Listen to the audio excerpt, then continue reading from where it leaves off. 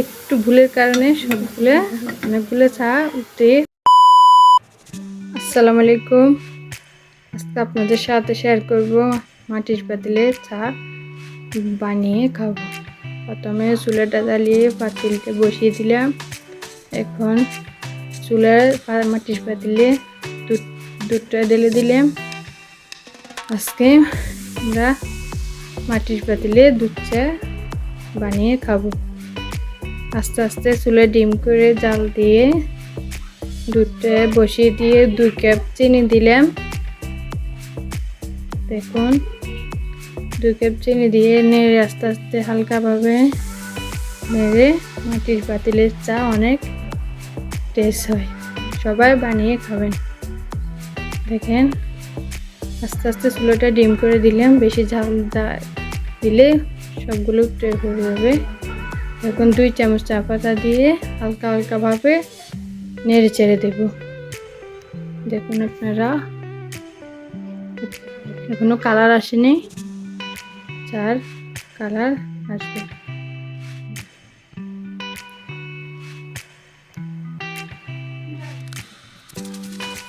দেখুন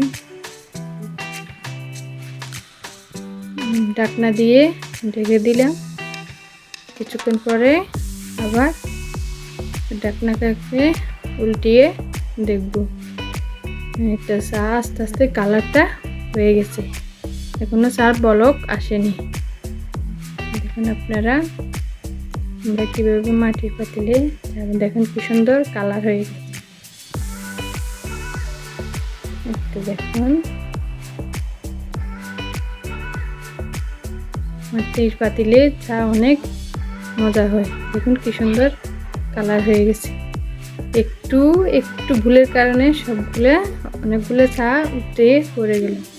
এখন চাটা কাপে নিয়ে নিলাম। দেখুন চাটা কি সুন্দর ঘন কালার হয়েছে। এখন চা দিয়ে কয়েকটা পরোটা বানাবো। দেখুন আপনারা পরোটা, দুধ চা দিয়ে পরোটা খেতে অনেক ভালো লাগে।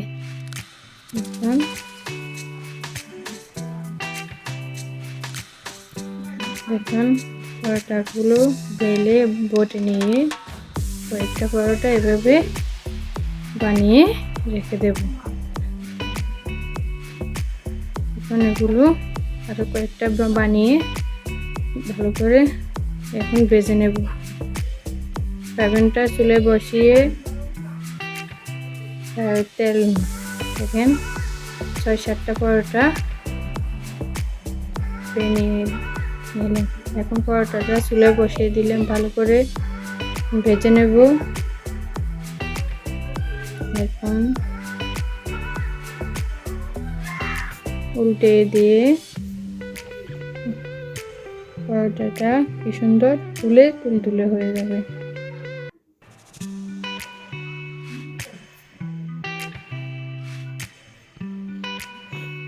তো এখন পরোটাটা ভেজে নিলাম। একটা পরোটা এভাবে ভেজে নেব। দেখুন পরোটাগুলো হয়ে গেছে।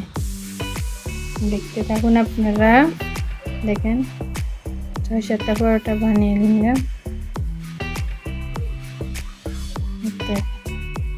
এখন এগুলো চা দিয়ে খাবো। তারা নতুন পেজটাকে লাইক, কমেন্ট, সাবস্ক্রাইব করে দেবেন।